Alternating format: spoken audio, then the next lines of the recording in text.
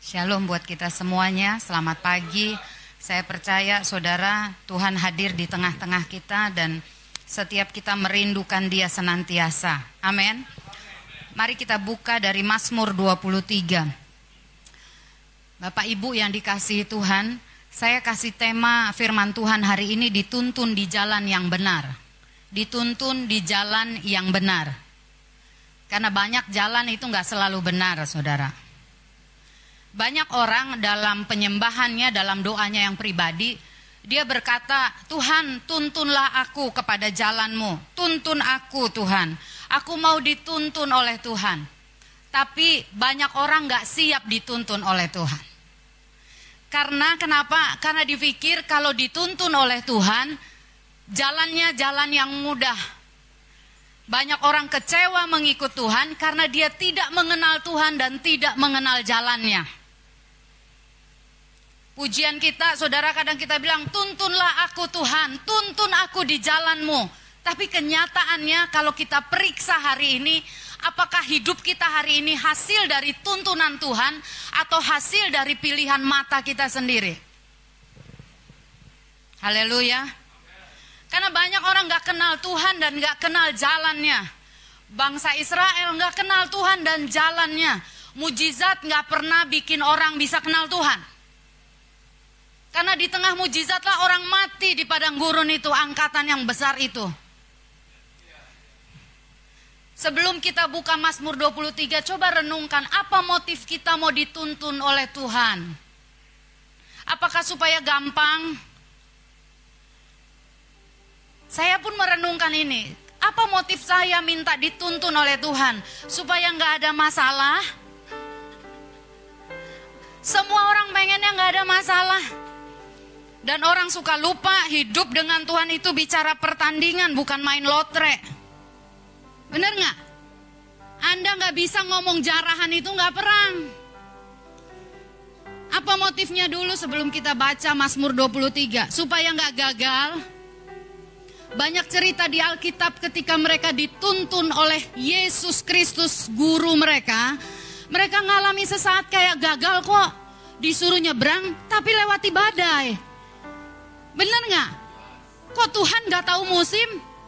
Harusnya Tuhan ditunda mungkin berangkatnya supaya gak ketemu badai. Tepok aja bahu kanan kirinya, bilang, kenal gak lu jalan Tuhan? Saya percaya waktu Dia meng-create saudara dan saya, menciptakan saudara dan saya, Dia punya rancangan membuat engkau dan saya jadi anak-anak yang hebat. Katakan amin. Dia gak bikin engkau dan saya anak-anak gampangan. Bukan anak-anak cengeng. Kalau cuman supaya berhasil, satu hari engkau akan pilih jalan yang lain, yang penting berhasil. Keberhasilan kita yang sesungguhnya, ingat baik-baik, ketika engkau dan saya serupa dengan Kristus. Bukan ketika perolehan banyak. Bukan ketika pencapaian, kedudukan makin tinggi. Bukan. Buka Mazmur 23, kita akan baca ayat pertama sampai ketiga. Waktu saudara dengar ayat firman Tuhan ini, minggu-minggu ini, bulan-bulan ini kita lagi belajar. Tuhan sedang membentuk satu sepasukan orang yang mau bergerak, bertumbuh, berjalan bersama tuntunannya. Sehingga ketika tahun depan, ketika engkau lihat resesi sekalipun, engkau kuat dan tangguh. Engkau akan mengalami pembelaan Tuhan. Engkau akan menolong banyak orang. Engkau gak akan menangis di sana. Tapi itu gak akan terjadi kalau dari waktu-waktu ini kau gak persiapkan dirimu dan diriku dengan baik. Mari kita bangkit berdiri. Mazmur 23 ayat 1 sampai 3. 2, ya. Mazmur Daud.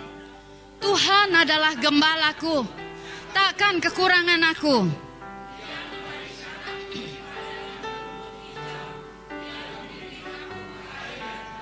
Ia menyegarkan jiwaku.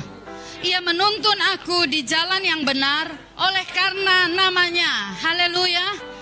Amin. Amin.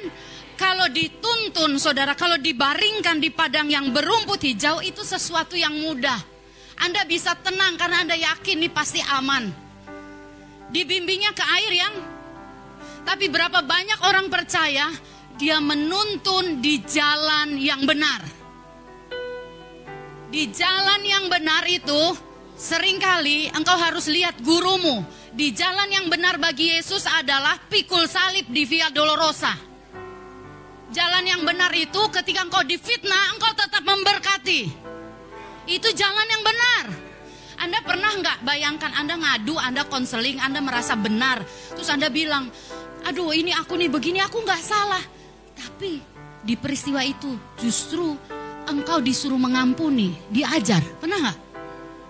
Orang ngadu maksudnya mau dibela.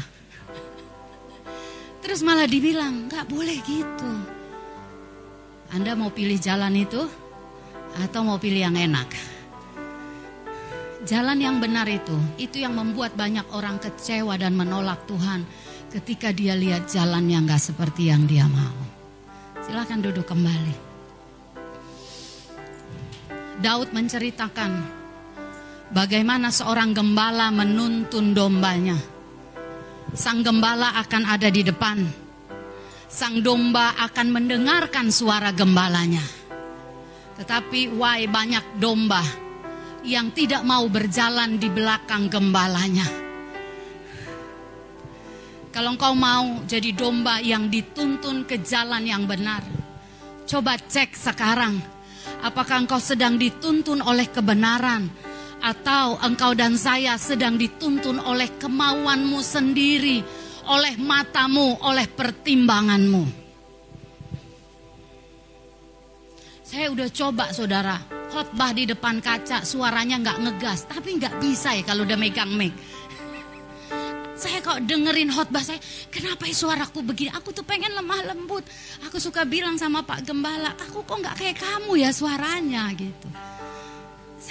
Saya bilang, oh mungkin volumenya saya harus kurangi. Terus, oh aku intonasinya harus. Tapi kalau udah pegang mic nggak bisa. Maafkan saya. Saya melihat mata-mata Anda, iya itu kak, itu yang kakak maksud itu suara hati kami. Tapi ini akan membuat Anda makin matang dilengkapi. Katakan amin. Harus ada polisi yang teriak-teriak begitu. Coba lihat Mazmur 23. Gembala berjalan di depan, domba di belakang. Apakah ya sekarang sang gembala itu sedang berjalan di depanmu dan engkau mengikutinya? Apakah engkau menyendengkan telinga mendengarkan arahannya? Di satu kesempatan saya merenung. Kadang-kadang saudara, saya mau melihat orang ada pertemuan doa. Jangan tertuduh ya. Anda tahu saya mengasihi kita semuanya. Kalau ada pertemuan doa, lain kalau Anda ada urusan, ada kuliah, ada apa. Jangan merasa bersalah. Tapi kalau Anda gak benar ya bertobatlah. Karena itu buat dirimu masing-masing. Kalau orangnya tuh males datang. Udah susah hidupnya, miskin, sakit. Terus hari itu dia gak ada juga sih kesibukan. Kalau ada, it's okay. Gak datang, terus dia pikir siapa yang mau berjuang buat dia. Kalau Anda gak bisa dengar gembalamu yang kelihatan lahiriah ini, apa iya engkau bisa dengar gembala yang gak kelihatan itu? Kalau engkau gak lihat lagi gembalamu itu berdoa, bertekun, mencari Tuhan, jangan dengar dia. Tapi kalau gembalamu masih mencari Tuhan, berdoa, berseru-seru, menyebut namamu, engkau harus dengarkan dia. Amin.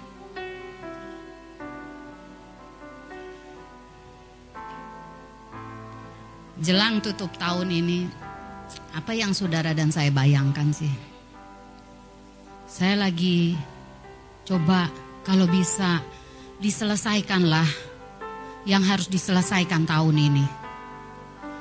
Saya coba list apa yang belum ya, yang pernah aku janjikan aku belum. Kalau bisa aku selesaikanlah.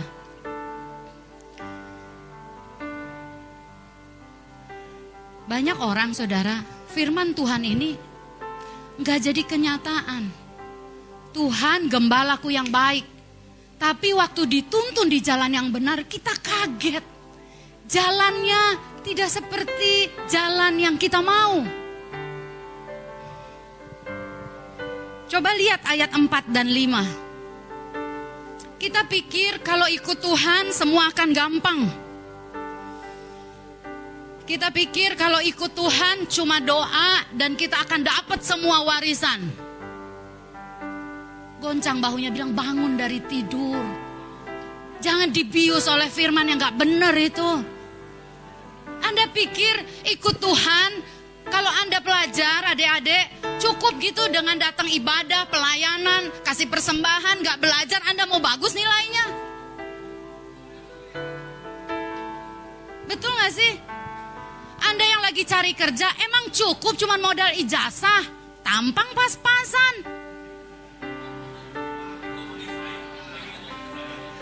Saudara, saya nih ingat loh, dalam doa saya doa loh buat jemaat yang belum kerja, yang udah kerja, yang bermasalah. Tapi kadang ada miris waktu doa. Gua doa lu tidur sampai ngiler, ngapain? Betul gak? Saya bingung loh, di sini orang marah tuh diketawain itu loh. Haleluya. Saya percaya hati nuranimu sedang disentuh Tuhan. Gak cukup. Kita pikir ikut Tuhan tuh kayak menang undian lotre. Mau kaya raya, kayak Ishak. Kejadian 26, Ishak menabur. Tahun itu makin kaya, tambah kaya, kian lama kian kaya. Oh ini amin nih, kita harus deklarasi mah di rumah tiap hari. Tapi Anda gak bangun mesbah, terus diajarin sembarangan, ngurus keuangan amburadul, sama orang janji bohong terus. Anda pikir deklarasi itu jadi kenyataan? Haleluya. Modal kita tuh gak cukup pelayanan. Hai pelayan-pelayan Tuhan, katakan amin. Kalau kau kecewa bilang, aku udah melayani Tuhan, itu suruh, saya kadang-kadang pengen datang, pengen peluk aja deh. Gak usah dimarahin. Kamu gak pikir pelayanan itu kehormatan? Engkau beruntung disuruh melayani. Kau dipercaya. Kalau ada doa saudara, kadang saya lihat, kadang saya catat lu absen lo itu. Di tab saya absen tanggal segini siapa yang datang, mata ngelirik sini tulis, mata lirik sini tulis. Si ini gak datang. Bener, saya bilang gini, aku ibu gembala aja begitu, apalagi Tuhan. Bener. Apalagi kalau pengumuman kau bilang amin gak datang, aduh ngeri banget. Bener gak sih? Bener gak sih teman-teman, jemaat yang dikasihi Tuhan? Apalagi kalau yang baca pengumuman. Oh ini, kalau gitu besok yang baca pengumuman doa itu Pak Gembala dan Ibu Gembala aja ya. Karena dia pasti hadir. Coba lihat ayat yang keempat, baca sama-sama. Sekalipun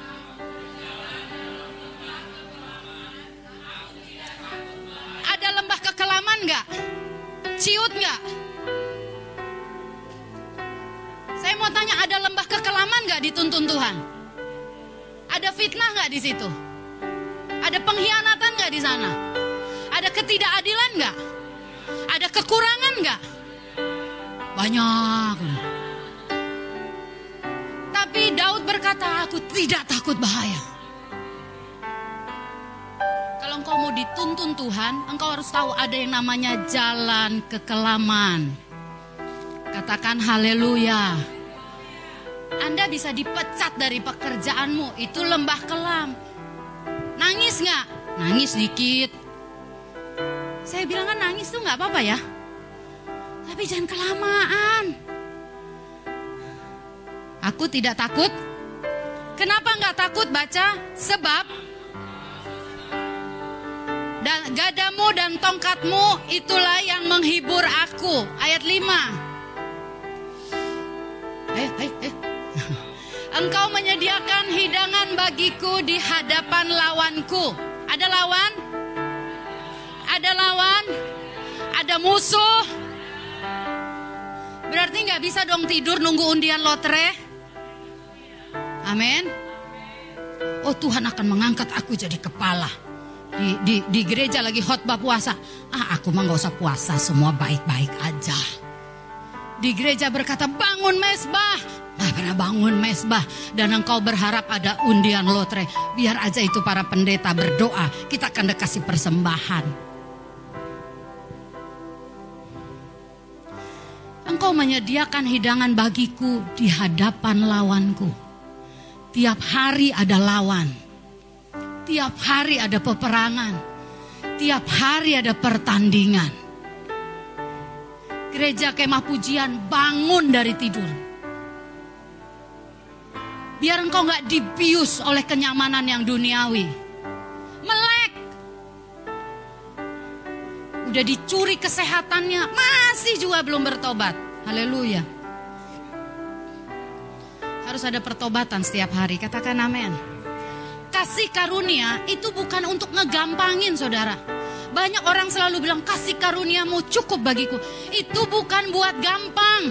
Kasih karunia itu bicara engkau diberi kesanggupan, kekuatan, hikmat.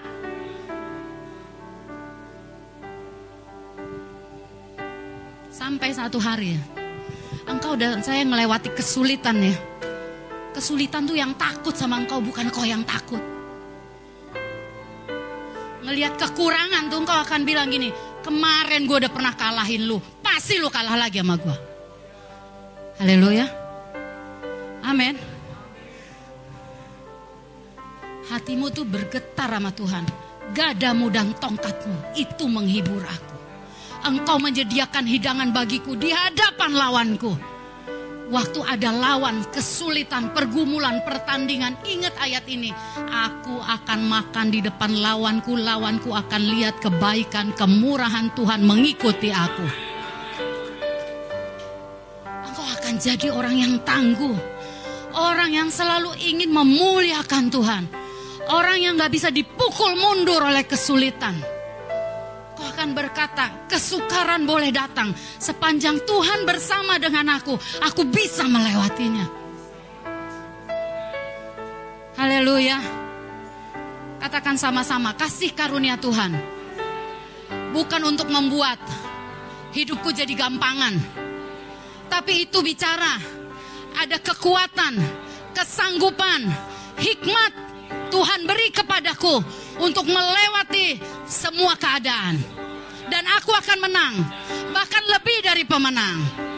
Amin.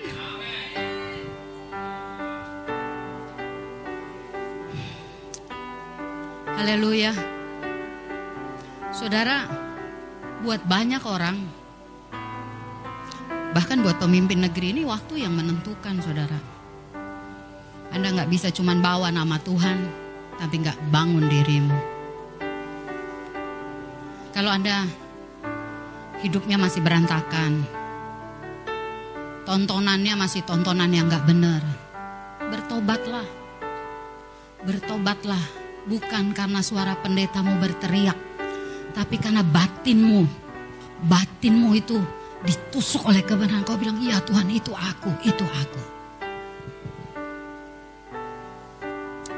Saya selalu ingat itu yang bilang, kalau engkau gak bangun dirimu, jangan mimpi engkau menikmati apa yang kau gak bangun. Jangan mimpi. Kau mau jadi orang tekun, latih dirimu. Jalan yang benar itu gak selalu mudah. Coba buka Keluaran 13.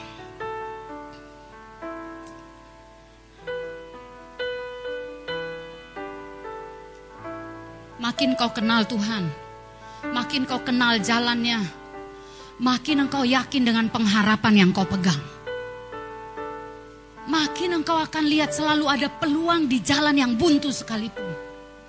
Sampai engkau akan lihat begini loh, kalau hatimu, perenunganmu diisi oleh firman, Engkau butuh air, kesegaran, yang ada cuma batu. Kau akan ingat Tuhan ketika bangsa Israel keluar. Mereka kekurangan air, gak ada air. Bukankah batu itu mengeluarkan air? Aku bisa, aku lewati itu. Amin. Keluaran 13, salah seorang baca buat kita. 17, 18. 13 ayat 17 sampai 18.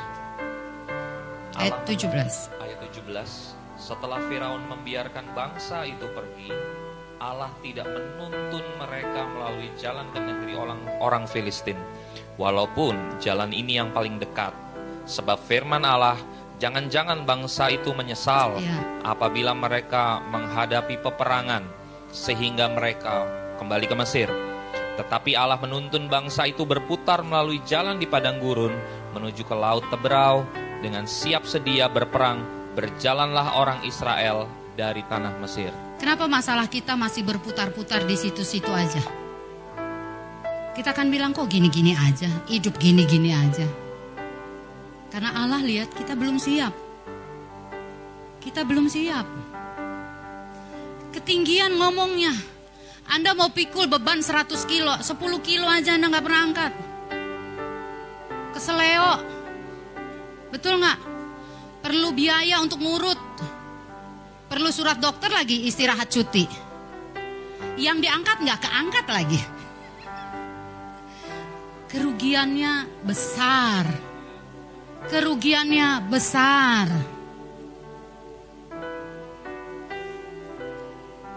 Tuhan tidak menuntun mereka melalui jalan ke negeri orang Filistin, walaupun jalan ini yang paling dekat. Waktu hatimu nih gak bisa dituntun. Tuntunan itu gak selalu saudara yang langsung, yang kayaknya sukar. Dari hal yang mudah engkau dituntun. Dari mulai engkau buka mata engkau dituntunnya. Kau memilih mau bertemu dengan dia, memanggil namanya, atau engkau asik mengerjakan dirimu sendiri. Saya mau bilang saudara, waktu engkau buka mata, engkau bisa kok langsung kerja.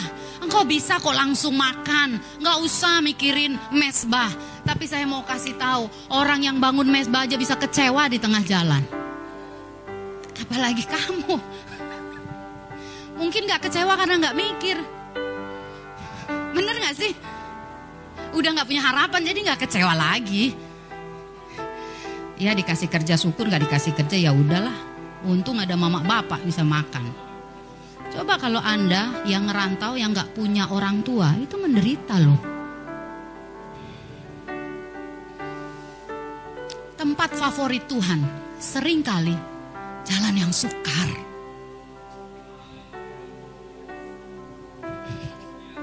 Haleluya. Haleluya. Jalan yang sukar. Karena di sana engkau akan berseru memanggil nama Tuhan. Kalau engkau mau tempat favoritmu itu jalan yang ada berkat. Buktinya makin diberkati makin pelit. Ngitungnya makin kencang. Kakak nih ngomong jalan yang benar kok larinya kemana-mana. Itu enaknya khotbah di rumah sendiri. Saudara, jangan hanya memulai perjalanan sama Tuhan. Katakan amin. Jangan hanya bikin komitmen memulai perjalanan bersama Tuhan. Tapi buatlah keputusan untuk tetap selalu berjalan bersama Tuhan. Anda tahu caranya? Saya tadi udah bilang di awal. Kalau engkau kepada pemimpin yang kelihatan, pemimpin kerselmu, yang kelihatan jasadnya ini loh, raganya ini loh.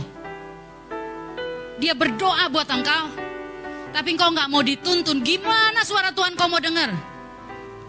Kedengeran gak suara Tuhan? Bener gak? Saya mau ngomong jujur, kedengeran gak suara Tuhan? Hah? Kedengeran di mana suara Tuhan? Enggak, Tuhan bicara di hatiku kak. Waktu aku doa pagi aku gemeter. Waktu aku bangun, aku merinding. Waktu aku mandi, aku kedinginan. Oh itu lain lagi. Kalau nasihat orang tuamu, Apalagi orang tuamu itu kenal Tuhan gak kau dengar. Apa iya nasihat Tuhan kau dengar? Haleluya. Yang di belakang belum ku lihat dia. Ayo saudara, ada waktunya. Suara pemimpinmu akan lemah lembut memanggil. Tapi kalau bahaya datang harus ada teriakan menyelamatkan engkau. Mati engkau diambil sama si jahat. Firman Tuhan bilang begini, barang siapa mau ikut aku, dia harus menyangkal diri dan pikul salib. Menyangkal diri, pikul salib. Saya mau cerita tentang bangsa Israel ini di Keluaran ini. Jalannya paling dekat. Anda jangan pikir Tuhan gak tahu apa yang paling bisa membuat engkau senang. Dia sangat tahu. Dia tahu jalan. Emang lu kira dia gak tahu jalan? Dia buat jalan kok di padang gurun ada sungai mengalir. Tuhan tahu membuat hidup saya diberkati melimpah. Tapi apa yang membuat itu tertahan saudara? Karena gak siap, dibikin muter. Di padang gurun saudara, ada banyak keajaiban terjadi. Di padang gurun lah ada baju yang gak rusak 40 tahun. Itu gak ada yang live di sana. Gak ada yang gratis ongkir, gak ada di padang gurun. Saya baca ya, saya lihat film tayangannya. Di padang gurun tuh, orang bayangin loh dari kecil sampai gede sepatunya itu terus loh. Bener gak? Itu mujizat loh, masa ngikutin pertumbuhan kakinya? Masa mereka tuker-tukeran, kamu yang nomornya gede udah ya, tukeran. Anda kalau baca Alkitab coba bayangin dong. Bener gak? Ada gak itu tukeran sepatu? Kayaknya sepatu gue 37. Aku kemarin 37, pakai sepatuku yang kemarin. Aku sekarang 38, dia minta mamanya. Kebayang gak Anda? Itu gak ada dicatat di Alkitab dan saya percaya itu gak terjadi loh. Karena akan kerepotan, 600.000 orang berjalan kaki suruh tukeran sepatu loh. Bukankah ada keajaiban? Pakaian mereka tidak usang, sepatu mereka itu tetap bisa dipakai berjalan di padang gurun loh.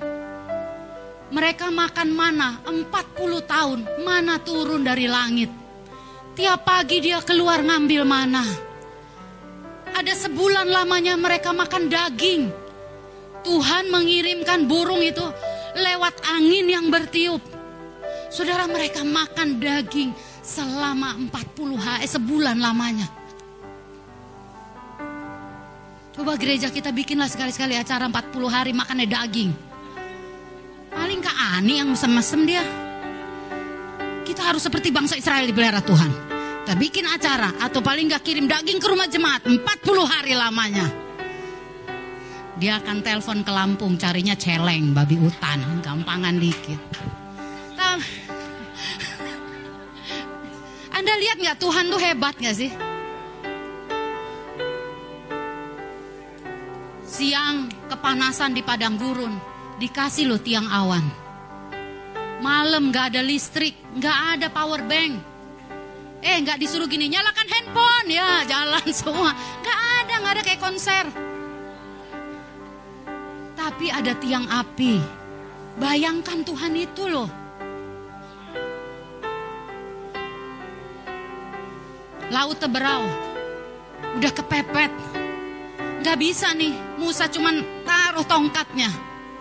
Laut itu terkuak, semalam-malaman angin itu meniupkannya dan jadi jalan bagi mereka.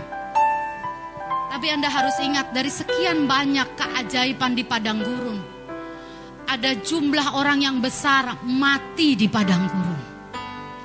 Anda bisa pilih di jalan yang sukar itu, di jalan yang benar itu. Kita mati, terbinasa sia-sia, atau kita ngalami keajaiban. Berkali-kali ditolong lewat mujizat. Tapi tetap aja bangsa Israel ketika masalah datang berburuk sangka kepada Tuhan.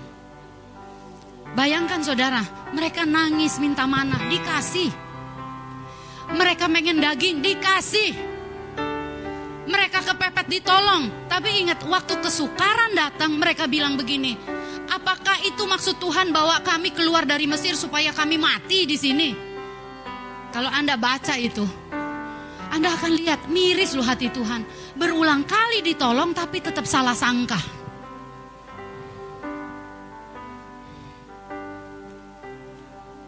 Sampai kita nutup mata, selalu ada pertandingan dan pergumulan, Bapak Ibu yang dikasihi Tuhan. Tapi jaga hatimu. Simpan semua kenangan yang baik perjalananmu dengan Tuhan. Jadikan itu batu pijakan untuk engkau naik ke tempat yang lebih tinggi. Kau akan mengalahkan musuh yang lebih lagi. Kalau engkau mengalami pertandingan memenuhi kebutuhan 100-200 ribu, engkau akan dibawa naik juta, puluhan juta, ratusan juta, 1M. Anda akan dilatih Tuhan.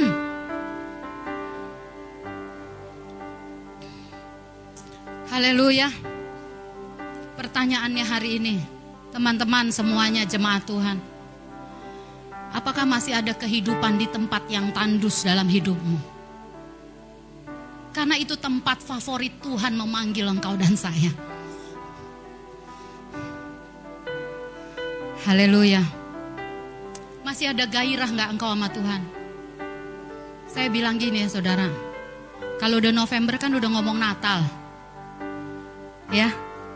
Anda jangan langsung ciut dong hatinya. Langsung pirak pengeluaran. Dari Oktober saudara saya bilangin Tuhan, biarkan aku selalu punya gairah yang sama. Aku memberi bukan karena dari kekuatanku, tapi dari kemurahan-Mu. Dan aku tahu Allah yang kusembah dahulu, sekarang, selama-lamanya tetap sama. Kalau dahulu Engkau memberkati aku berlimpah-limpah, masa sekarang karena resesi berkurang? Pasti enggak lah. Haleluya. Anda mikirnya gitu enggak? Kalau orang udah kemakan dengan kesusahan, Anda bahasa roh kenceng tapi isinya air mata. Air mata kesusahan, oh Tuhan, banyak kali pengeluaran. Tapi kalau bahasa rohmu itu bahasa pertandingan iman, engkau tuh melihat apa lagi yang kurang. Saya ngomong gak ke sesama, kepada Tuhan. Enggak ngomong duit, enggak.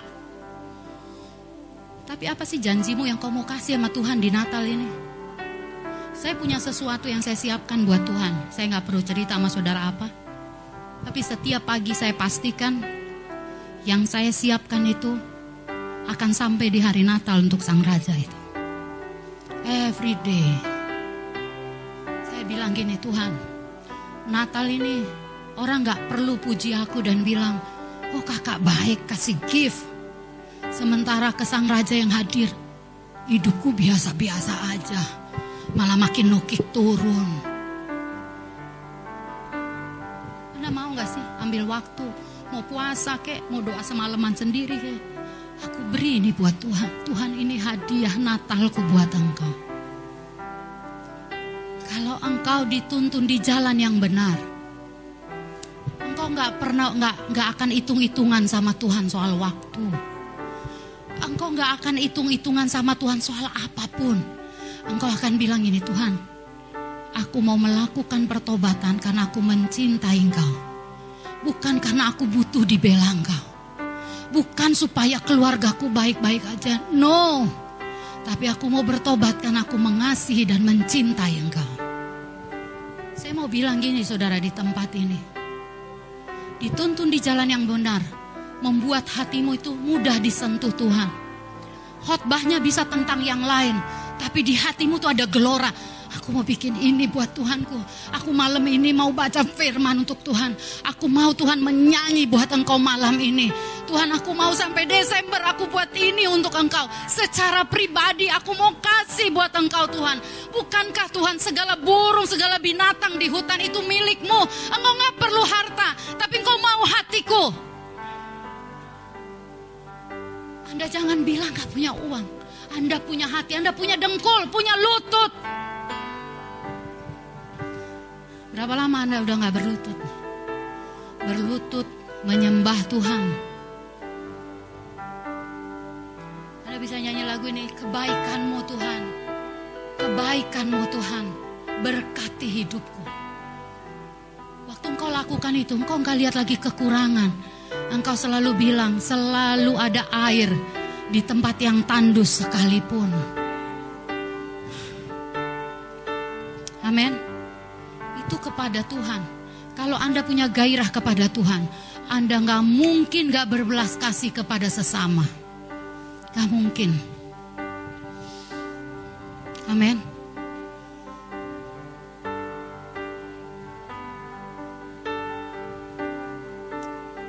Haleluya. Saya berdoa saudara, hatimu dijamah Tuhan hari ini. Ingini mengenal Dia dan jalan-jalannya. Di tempat yang sukar sekalipun aku mau menyembah Engkau. Di tengah kekurangan aku mengangkat tangan, bukan meminta tapi aku bersyukur.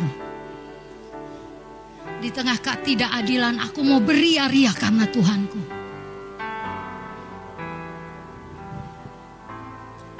Amin.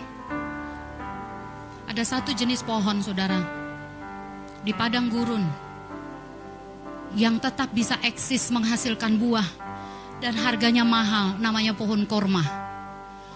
Pohon kurma tumbuhnya di padang pasir itu. Tapi untuk dia berbuah, beberapa kali udah dihotbahkan, harus ditaruh batu di atasnya.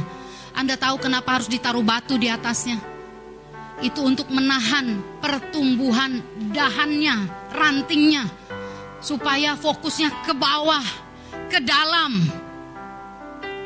Ketika itu sampai ke dalam, tiba waktunya, yang dari dalamlah yang akan yang membuat batu itu tergelincir. Batu itu bisa keluar, batu itu bisa dikalahkan, dihancurkan. Bukan oleh sesuatu yang nampak luar, tapi yang nampak dalam. Anda mau tahu, kekuatanmu melewati semua badai hidup bukan dari yang di luar, yang di dalam. Katakan amin. Katakan yang di dalam.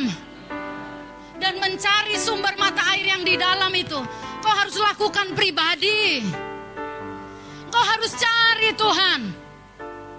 Ketika engkau sendiri, engkau cari Tuhan.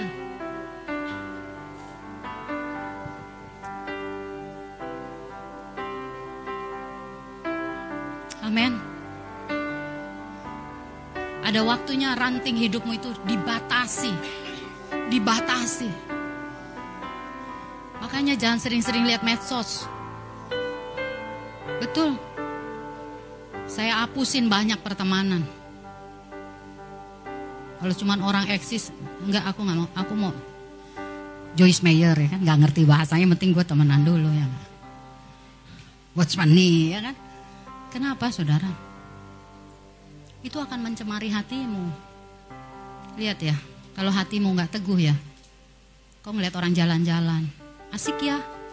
Ngomong asiknya kadang nggak tulus, miris, bibirnya monyong, agak miring.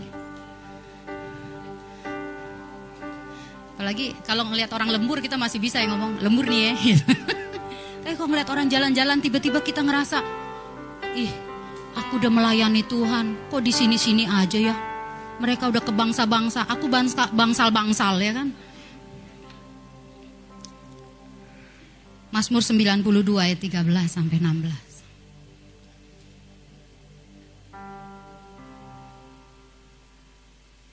Anda mau dituntun di jalan yang benar? Kenallah Tuhan. Percayalah kepada suara gembalamu. Katakan amin. Katakan amin. Gak selalu masuk di akalmu. Tapi saya selalu bilang tadi, kalau engkau lihat gembalamu masih berdoa mencari Tuhan, kau harus dengar. Samuel ya, Eli gak dengar suara Tuhan aja didengar. Jadi nabi loh. Kita tiba-tiba kepintaran, kayaknya gak gitu. Haleluya. Benar gak? Kadang kita nih saudara, sama orang dunia jadi kelihatan bodoh banget. Karena emang bodoh, gak ada hikmat. Di dunia kerja susah diajak ngomong sama pimpinan, gak nyambung. Tapi bahasa rohnya kenceng. Tapi kalau di rumah Tuhan kayak pinter banget nih. Malah kebalik tah. Anda harus di rumah Tuhan tuh. Kita bersedia di hadapan, aku bodoh Tuhan, aku gak ngerti, arahkan aku Tuhan. Yusuf tuh bersedia terlihat bodoh. makanya masuk penjara. Nggak bela diri kan, makanya masuk penjara. Dia nggak jago argumen. Dia nggak punya uang untuk sewa pengacara. Tapi waktu di depan Firaun, dia sangat berhikmat. Sangat berhikmat. Kalau engkau di hadapan bosmu, ditanya laporannya aduh, malu aku. Sering-sering datang, tak tumpangi tangan. Betul. Karena orang-orang yang dipenuhi Roh Kudus itu diberi hikmat.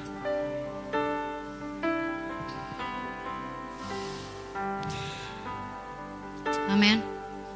Anda pikir kalau orang jadi pendeta karena gak bisa di dunia sekuler? Itu dulu banyakan begitu. Haleluya. Saya bukan untuk kesombongan.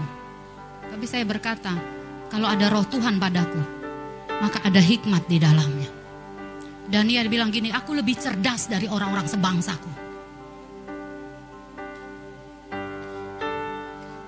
Mazmur 92 ayat 13, kita nyanyi ntar lagu ini ya. Doa saya cuma satu kok. Anda diberi hati yang tulus untuk mengikuti dan percaya kepada Tuhan. Mari bangkit berdiri, Mazmur 92 ayat 13 sampai 16. 2, 3. Orang benar akan bertunas seperti pohon korma, akan tumbuh subur seperti pohon aras di Libanon. Mereka yang ditanam di bait Tuhan, semua baca, akan bertunas di pelataran Allah kita. Pada masa tua pun mereka masih berbuah, menjadi gemuk dan segar, untuk memberitakan bahwa Tuhan itu benar, bahwa Ia gunung batuku dan tidak ada kecurangan padanya. Amin. Amin. Waktu engkau tetap eksis, engkau tetap bertumbuh, engkau bisa punya gairah di rumah Tuhan. Engkau sedang declare Tuhan itu benar, tidak ada kecurangan padanya. Sampai masa tuaku, aku akan tetap berbuah dan menghasilkan buah. Amin. Berhenti ngasihani diri sendiri, saudara. Berhenti ngasihani diri sendiri. Tuhan tahu jalan yang terbaik buat engkau dan saya. Detik engkau datang kepada Tuhan, bertobat, engkau mencari Dia, engkau akan melihat Dia menuntun engkau di jalan yang benar. Oleh karena namanya, sekalipun dalam lembah kekelaman engkau tidak takut bahaya, karena engkau tidak sendiri di lembah kekelaman. Gada dan tongkat Tuhan itu yang jadi penghiburan buatku. Aku gak takut bahaya sebab engkau besertaku. Pialaku melimpah, semua kebajikan dan kemurahan belaka mengikuti aku. Engkau jadi orang yang paling berbahagia di bumi. Haleluya. Amin. Engkau gak akan seperti bangsa Israel merengek. Engkau akan bilang, Tuhan makasih. Beberapa kali dalam doa saya bilang gini, saya gak bilang ampun, Tuhan maafin aku ya. Tuhan maafin aku bersungut-sungut. Tuhan maafin aku marah. Tuhan maafin aku ya, aku gak taat. Tuhan maafin aku ya, aku gak berbelas kasihan. Tuhan maafin aku. Kadang-kadang itu berulang, Tuhan maafin aku Roh Kudus, maafin aku Roh Kudus, aku mengabaikan tuntunanmu. Dan di sana saya rasa ada kesegaran yang baru di sana. Ayo tutup Alkitabmu.